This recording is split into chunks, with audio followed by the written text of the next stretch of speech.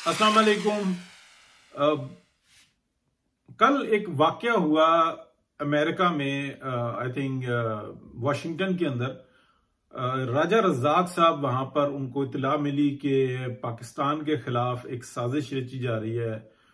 फितरतुल अर्ज जो पीटीआई है वो वहां पर एक प्लान करके, और जो नई एडमिनिस्ट्रेशन आई है अमेरिका में उसको इस बात पे ब्रीफ कर रही है कि पाकिस्तान में जो ना बहुत बड़ा कत्ले आम हुआ और मुसलसल जो ना इस किस्म के काम हो रहे हैं, लिहाजा उनकी जहन साजी की जा सके।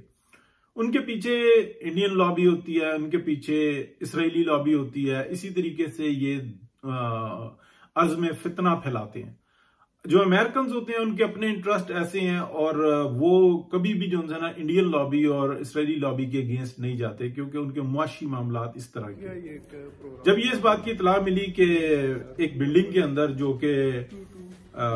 जो सरकारी बिल्डिंग है उनके बड़े नजदीक है, वहां पर मुख्तलिफ रूम्स जो उनसे हैं, कॉन्फ्रेंसेस होती रहती हैं, और बहुत ही बड़ी बिल्डिंग है। उसमें एक रूम के अंदर एक मीटिंग कॉल की हुई है, जिसमें इन्होंने मुख्तलिफ मेंबरान को मदऊ किया हुआ है, जिनमें कांग्रेस के मेंबर्स भी हैं और एंटी पाकिस्तान और प्रो इसराइल प्रो इंडियन जो लोग हैं वो वहां पर मदऊ किए हुए हैं, और उनको ये ब्रीफ करने वाले हैं। जब इस बात की इतला राजा रज़ाक साहब और मुश्ताक साहब को मिल गई तो ये दोनों लोग वहां पर पहुंच गए। पहले तो इन्होंने वीडियोस बनाई बाहर से कि इस तरीके का ये काम हो रहा है और हम जो ना अंदर जा रहे हैं, और वो हमारे पास जो ना वीडियोस मुसलसल आ रही थी। लेकिन हमने भी उस वक्त में कोई ऐसा एक्शन नहीं किया, हमने उनको पोस्ट नहीं किया, लेकिन वो हमारे पास पहुंच रही थी, सेव हो रही थी। एक खास ग्रुप है जिसके अंदर वो आती हैं हम लोगों का।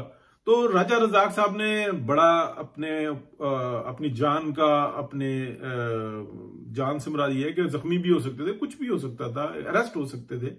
तो ऐसा रिस्क लिया और वहां पर जाकर इस जो एजेंडा था इसके वो एक्सपोज किया। जब एक्सपोज किया तो जो हमारी इत्तलात हैं, काफी सारे जो लोग थे जो पीटीआई के थे वो आगे पीछे हो गए, और उनको ये डर पैदा हुआ कि अब हम जो इंसाना अगर हम इसमें शरीक होंगे तो फिर हमारे खिलाफ भी कल पाकिस्तान दुश्मनी का जो है केस वो बनेगा। और जो फ्रंट पर आए हैं जिन्होंने किया है, जैसे शहबाज गिल है, जिस तरीके से उसने टारगेट किया है पाकिस्तान की हुकूमत को, पाकिस्तान की आर्मी को, तो ये बदतरीन जो इंसान पाकिस्तान से दुश्मनी है। तो एक बहुत बड़ा सवालिया निशान पैदा हुआ है।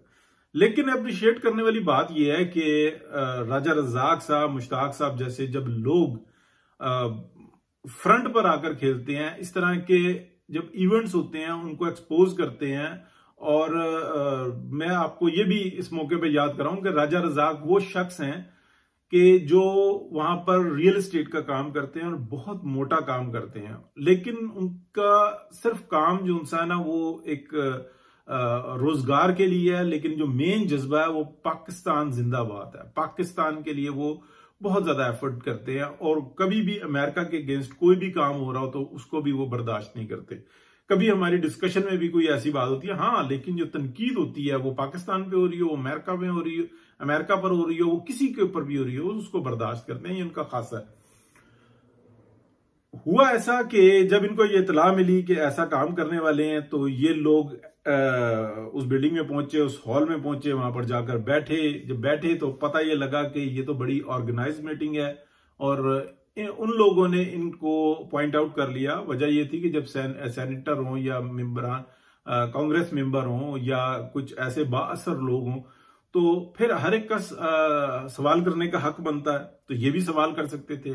प्लस जो ये बातें करते वो ये सुनते, रिकॉर्ड पर आ जाती, और जब ये रिकॉर्ड पर आ जाती मुकम्मल बातें, तो ये समझ में आती कि कौन किस तरफ किसके लिए खेल रहा है। लेकिन इनको पॉइंट आउट कर लिया गया। बहरहाल दोनों को जो इंसाना उनसे आईडीज पूछी गई, इन लोगों ने अपनी आईडीज बताई, दिखाई। मना किया गया कि जी ये जो इंसान आप लिस्ट में है ही नहीं है। यानी कि एक लिस्ट बनाकर पाकिस्तान दुश्मनों ने अपनी और ये वारदात डालने की कोशिश की। शोर पड़ गया, तो इस वजह से जो इंसान ये डर गए अंदर से। लेकिन इसके बावजूद अगर आप देखेंगे शहबाज गिल की अगर आप वीडियो देखें कि वो किस तरीके से पाकिस्तान दुश्मनी को निभा रहा है, मिलिट्री जनरल्स के तो मैं कोशिश करूंगा ये आपको वीडियो भी दिखा दूं इसमें उनके इमाम पर जो शहबाज गिल किस तरह के बयान दे रहे हैं उसके बारे में। लेकिन अच्छी बात और बड़ी बात यह है कि मेंबर्स जो है उनको बताया जाएगा कि इस अर्ज पे फितना नहीं चाहते और गुमराही नहीं चाहते, वो स्ट्रेट फॉरवर्ड बात करना चाहते और किस तरीके से उनकी कोशिशों को देखें। यानी कि मैं माजी के ये जो रोजवेल्ट होटल है, ये मैं बताता भूल गया कि राजा रज़ाक साहब के पास ये बात आई थी, ऑफर आई थी कि इसकी डील करवा दो।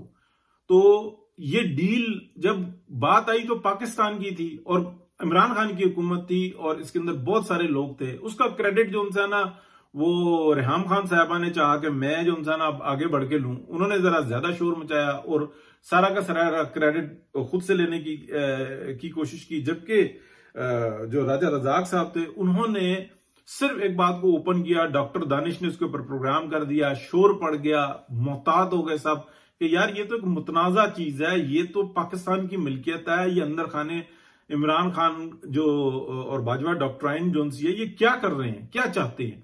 तो ये बिलियंस 2 बिलियंस की आई थिंक ये इसकी वैल्यू थी और ये किस तरीके से बेच रहे थे औने पौने, इसके अंदर कौन कौन लोग शरीक थे, वो सारा जो है ना एक्सपोज हो गया। मसला डील ही ना हो सकी, पाकिस्तान का सासा बच गया। अगर इस मौके के ऊपर राजा रज़ाक साहब चाहते तो अपनी मिलियंस ऑफ डॉलर की दिहाड़ी लगा सकते थे, मिलियंस ऑफ डॉलर कमा सकते थे, लेकिन उनकी प्रायोरिटी पाकिस्तान थी।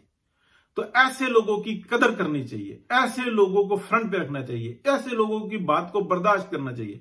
वो तनकीद भी करते हैं तो वो पाकिस्तान की वफादारी में करते हैं, अगर वो पार्टी के ऊपर भी बात करते हैं तो वो इसलिए करते हैं कि वो पाकिस्तान को चाहते हैं, अवाम को चाहते हैं, इंसानों को चाहते हैं, इंसानियत के लिए जंग लड़ने हैं।